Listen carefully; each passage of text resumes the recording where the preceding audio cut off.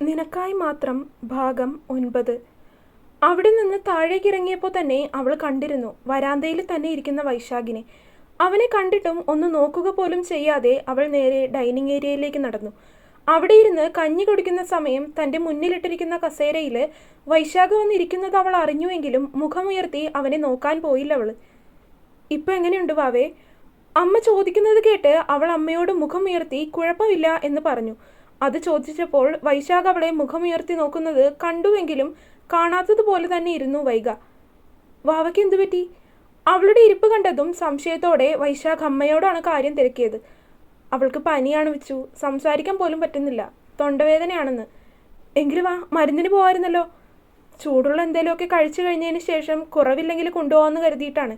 ഇവിടെ ഒരു മരുന്നിരിക്കുന്നുണ്ട്, ഇവൾക്ക് തന്നെ മുന്നേ ഇതുപോലെ പനി വന്നപ്പോൾ വാങ്ങിയതാണ്, അത് കൊടുത്തു നോക്കാമെന്ന് കരുതി. അമ്മ പറഞ്ഞതും വൈശാഖ് തലയാട്ടിക്കൊണ്ട് വീണ്ടും അവളുടെ നേരെ നോക്കിയെങ്കിലും തല കുനിച്ചിരുന്ന് കഞ്ഞി കുടിക്കുന്നതല്ലാതെ അവൾ അവനെ ഒന്ന് നോക്കാൻ പോലും മുതിർന്നില്ല. വാവേ, വയ്യെങ്കിൽ ആശുപത്രിയിൽ പോവാം നമുക്ക്. അമ്മ അടുക്കളയിലേക്ക് പോയി കഴിഞ്ഞതും അവൻ അവളോട് പറഞ്ഞു. പക്ഷേ അവനെന്നൊരാൾ അവിടെ ഇരുന്ന് തന്നോട് സംസാരിക്കുന്നുണ്ട് എന്ന് പോലും മൈൻഡ് ചെയ്യാത്ത രീതിയിൽ അവൾ കഞ്ഞി കുടിച്ചു കഴിഞ്ഞ് നേരെ അടുക്കളയിലേക്ക് പാത്രവുമായി പോയി. അവൾ പോയ വഴിയെ നോക്കി അവനൊന്ന് നിശ്വസിച്ചു. കഞ്ഞി കുടിച്ചു കഴിഞ്ഞപ്പോൾ തന്നെ അവൾക്കല്പം ആശ്വാസം തോന്നിയിരുന്നു. കൂട്ടത്തിൽ മരുന്ന് കൂടി കഴിച്ചു കഴിഞ്ഞതും അവൾക്ക് വല്ലാത്ത ക്ഷീണം തോന്നി ഒന്ന് കിടന്നുപോയി. അധികം വൈകാതെ തന്നെ ആ കിടപ്പിൽ അവൾ ഉറങ്ങിപ്പോവുകയും ചെയ്തിരുന്നു. ഉറങ്ങിക്കിടക്കുന്ന വൈഗയെ വൈശാഖ് മുറിയുടെ പുറത്തുനിന്ന് തന്നെ ഒന്ന് നോക്കി. അകത്തേക്ക് കയറി അവളുടെ നെറ്റിയിൽ ഒന്ന് തൊട്ടു നോക്കി. അപ്പോഴും ചെറുതായിട്ട് പനിക്കുന്നുണ്ട്. ഈയൊരു കാര്യം ഒഴികെ വേറെ എന്ത് കാര്യമായിരുന്നാലും ഏട്ടൻ എൻ്റെ കുട്ടിക്ക് സാധിച്ചു തന്നേനെ. പക്ഷേ ഈയൊരു കാര്യം മാത്രം പറ്റില്ല വാവേ. അങ്ങനെ പറഞ്ഞ് അവളുടെ തലയിലൊന്ന് തലോടി കാലിലൊന്ന് അമർത്തിക്കൊണ്ട് അവൻ മുറി വിട്ട് പുറത്തേക്കിറങ്ങി. അവളുടെ കിടപ്പ് കണ്ടിട്ട് അവൻ്റെ നെഞ്ച് പൊട്ടിപ്പോകുന്ന രീതിയിൽ വേദനിക്കുന്നുണ്ടായിരുന്നു. ഇവിടെ ഹരിയാണെങ്കിൽ ആകെ വല്ലാത്ത മാനസികാവസ്ഥയിലായിരുന്നു. 2 ദിവസമായിരിക്കുന്നു അവളോടൊന്ന് ശരിക്കും സംസാരിച്ചിട്ട്. ഇന്നലെ ഒട്ടും സംസാരിച്ചിട്ടില്ല.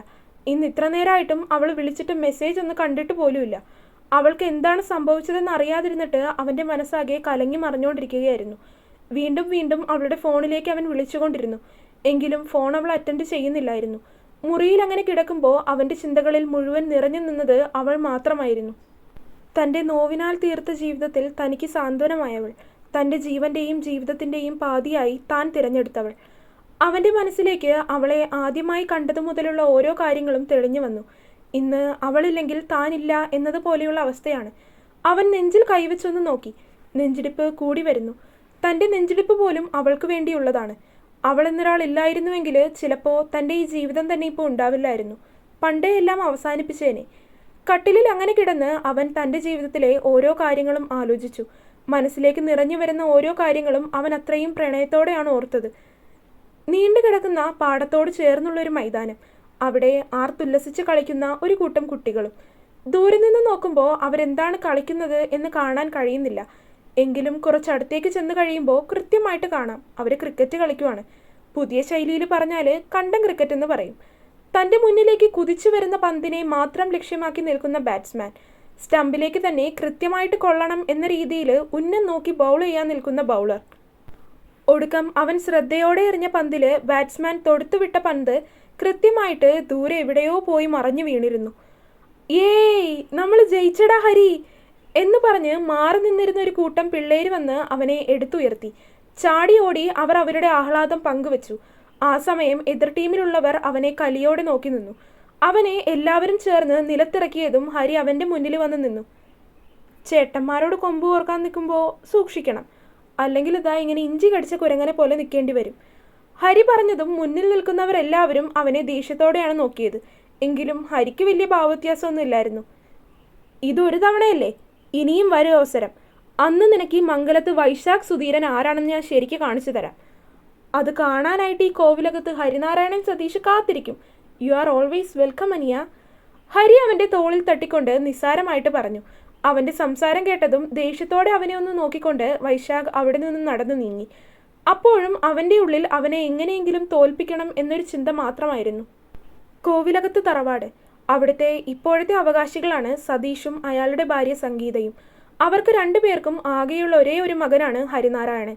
2 പേരും അല്പം മോഡേൺ ആയിട്ട് ചിന്തിക്കുന്ന ആളുകളായിരുന്നു. അതുകൊണ്ട് തന്നെ വിവാഹത്തിന് ശേഷം കുട്ടികൾ വേണ്ട എന്ന തീരുമാനമായിരുന്നു രണ്ടുപേരും ചേർന്നെടുത്തിരുന്നത്. പക്ഷേ അതിലേക്ക് അപ്രതീക്ഷിതമായിട്ട് ഒരു കല്ലുകടി പോലെ വന്ന കുട്ടിയാണ് ഹരിനാരായണൻ. അവർക്ക് അവനോടൊരു തരിമ്പ് പോലും സ്നേഹമെന്നൊന്ന് ഉണ്ടായിരുന്നില്ല. ശരിക്കു പറയുകയാണെങ്കിൽ അവൻ അവർക്ക് അബദ്ധത്തിൽ പറ്റിപ്പോയ ഒരു ആക്സിഡൻ്റൽ പ്രഗ്നൻസിയിലുണ്ടായ കുട്ടിയാണ്.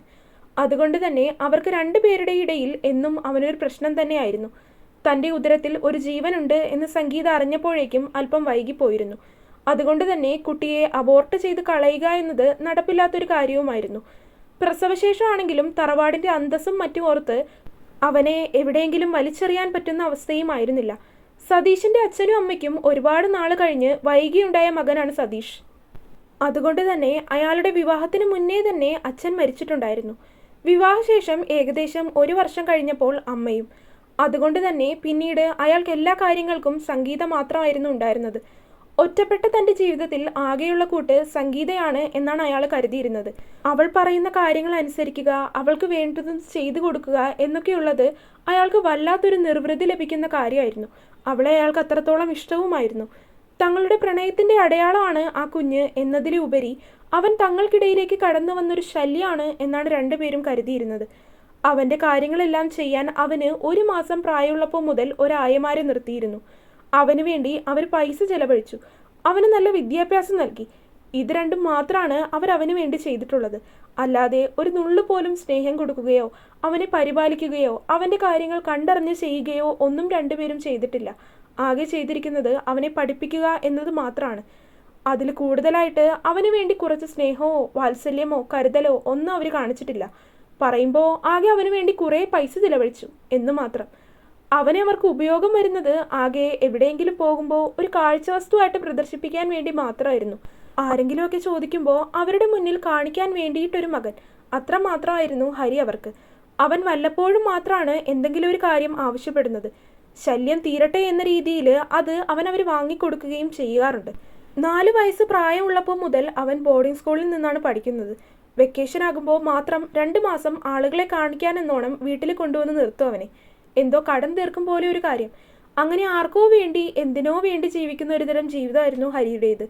അവൻ നാട്ടിലേക്ക് വരുമ്പോൾ എല്ലാം ഇങ്ങനെ എല്ലാവരും കൂടി ചേർന്ന് കളിക്കാറുണ്ട്. നാട്ടിലുള്ള കൂട്ടുകാരെ ആരെയും അവൻ ബോർഡിംഗ് സ്കൂളിലേക്ക് പോകുമ്പോൾ മറക്കാറില്ല. തിരികെ വരുമ്പോൾ അവരോടൊക്കെ അവൻ കൂട്ടുകൂടും. ഇപ്പോൾ അവൻ +2 കഴിഞ്ഞു നിൽക്കുന്ന സമയമാണ്. ബോർഡിംഗ് സ്കൂൾ വിദ്യാഭ്യാസം കഴിഞ്ഞു എന്ന് തന്നെ പറയാം. ഇനി തുടർന്ന് LLB പഠിക്കണമെന്നാണ് അവൻ്റെ ആഗ്രഹം. അതനുസരിച്ച് അഡ്മിഷനൊക്കെ എടുത്തതിന് ശേഷം കോളേജിലെ ക്ലാസ് ആരംഭിക്കുവാൻ വേണ്ടി വെയിറ്റ് ചെയ്തിരിക്കുകയാണ് ഹരി ഇപ്പോൾ. കണ്ടത്തിലെ ക്രിക്കറ്റ് കളിയൊക്കെ കഴിഞ്ഞതിന് ശേഷം ആകെ ചെളിയും അഴുക്കുമൊക്കെ പുരണ്ടാണ് ഹരി വീട്ടിലേക്ക് കയറി ചെന്നത്. അങ്ങനെ വരുമ്പോൾ അവനെ വീടിൻ്റെ മുൻവശത്ത് കൂടി കയറാൻ അനുവദിക്കില്ല. പിന്നിലൂടെ പോയി കുളിച്ച് വൃത്തിയായതിനു ശേഷം മാത്രമേ വീട്ടിലേക്ക് കയറാൻ പാടുള്ളൂ. അത് ഇതിനു മുൻപ് ഇതുപോലെ കയറി വന്നപ്പോൾ ചൂരൽ കൊണ്ട് നല്ല അടി തന്നതിന് ശേഷം അച്ഛൻ പറഞ്ഞു ശീലിപ്പിച്ചതാണ്. ആ ഓർമ്മ നല്ല രീതിയിലുള്ളത് കൊണ്ട് തന്നെ അവൻ സൈക്കിൾ ഒരരികിലേക്ക് വെച്ചുകൊണ്ട് വീടിൻ്റെ പിന്നാമ്പുറത്തേക്ക് പോയി. പിന്നിലൂടെ കൈയും കാലും ഒക്കെ കഴുകി അവനകത്തേക്ക് കയറി വന്നപ്പോൾ ഹാളിലിരിക്കുന്ന 2 പേരെയാണ് കണ്ടത്. അതാരാണെന്ന് അവന് മനസ്സിലാകുന്നില്ലായിരുന്നു. ഇതുവരെ അവരെ 2 പേരെയും കണ്ട് മുഖപരിചയം പോലും ഇല്ല. അവൻ ഒന്നുകൂടി സൂക്ഷ്മമായി ചിന്തിച്ചു നോക്കിയിട്ടും ഇങ്ങനെ ഒരാളെ ഇതുവരെ കണ്ടതായിട്ട് പോലും ഓർക്കുന്നില്ല. ഇതാരാണ്? പെട്ടെന്നാണ് അതിലൊരാൾ തന്നെ ചൂണ്ടി ആരാണെന്ന് ചോദിക്കുന്നത് അവൻ്റെ ശ്രദ്ധയിൽപ്പെട്ടത്. അതേ നിമിഷം തന്നെ അവിടെ ഇരിക്കുന്ന എല്ലാവരുടെയും ശ്രദ്ധ അവൻ്റെ നേർക്ക് തിരിഞ്ഞു. അവിടെ അവൻ്റെ അച്ഛനും അമ്മയും ഒക്കെ ഇരിക്കുന്നുണ്ട്. അവർ 2 പേരും അവനെ കണ്ടതും ദേഷ്യത്തോടെ നോക്കുന്നുണ്ട്. ഇതാരാ സംഗി? കൂട്ടത്തിലിരിക്കുന്ന ഒരാൾ അവൻ്റെ അമ്മയോട് വീണ്ടും ചോദിച്ചു. അതിവിടുത്തെ സെർവൻറ്റിൻ്റെ മോനാണ്. സംഗീത പെട്ടെന്ന് തന്നെ വായിൽ വന്നൊരു കള്ളം പറഞ്ഞു കളഞ്ഞു. അമ്മയുടെ ആ ഉത്തരം കേട്ടതും ഹരി ഞെട്ടലോടെയാണ് സ്വന്തം അമ്മയെ നോക്കിയത്. അച്ഛനും അമ്മയ്ക്കും തന്നോടൊരു തരിമ്പ് പോലും സ്നേഹമില്ല എന്ന് പലപ്പോഴും തോന്നിയിട്ടുണ്ട്. പക്ഷേ സ്വന്തം അമ്മയുടെ വായിൽ നിന്ന് തന്നെ അങ്ങനെ കേട്ട് കഴിഞ്ഞപ്പോൾ കാൽച്ചുവട്ടിലെ മണ്ണ് ഒലിച്ചു പോകുന്നത് പോലെയാണ് ഹരിക്ക് തോന്നിയത്. നിസ്സഹായതയോടെയുള്ള അവൻ്റെ നോട്ടം സ്വന്തം അച്ഛനും അമ്മയും തന്നെ കണ്ടില്ലെന്ന് നടിച്ചു. സെർവൻ്റ് ആണോ ഇത്? ഇങ്ങനെയുള്ളവരൊക്കെ ഇങ്ങനെ വീടിനകത്ത് സ്വതന്ത്രമായിട്ട് കടത്തി വിടരുത് സംഗി. ഇവരൊക്കെ ഇവിടെ നിന്ന് എന്തൊക്കെയാണ് എടുത്തുകൊണ്ട് പോകാമെന്ന് പറയാൻ പറ്റില്ല. ഒരുപാട് വിലപിടിപ്പുള്ള സാധനങ്ങളൊക്കെ ഇരിക്കുന്ന വീടല്ലേ. താൻ അവിടെ അങ്ങനെ നിന്നിട്ട് പോലും അവർ തന്നെക്കുറിച്ച് അങ്ങനെ പറഞ്ഞു. പോരാത്തതിന് അത് കേട്ടിട്ടും അച്ഛനും അമ്മയും ഒന്നും പറയുന്നില്ല എന്ന് കണ്ടതും ഹരി പിന്നെ അവിടെ നിൽക്കാതെ നേരെ പുറത്തേക്കിറങ്ങി പോവുകയാണ് ചെയ്തത്. തുടരും. അപ്പോൾ വീഡിയോ കണ്ടവരെല്ലാവരും വീഡിയോ ലൈക്ക് ചെയ്യുക. നിങ്ങളുടെ അഭിപ്രായങ്ങൾ എന്തായാലും അത് കമൻറ്റായിട്ട് അറിയിക്കുക. ചാനൽ സബ്സ്ക്രൈബ് ചെയ്യാത്തവരാണെങ്കിൽ സബ്സ്ക്രൈബ് ചെയ്യുക. അടുത്ത പാർട്ടായിട്ട് നാളെ തന്നെ വരാം കേട്ടോ. ബൈ.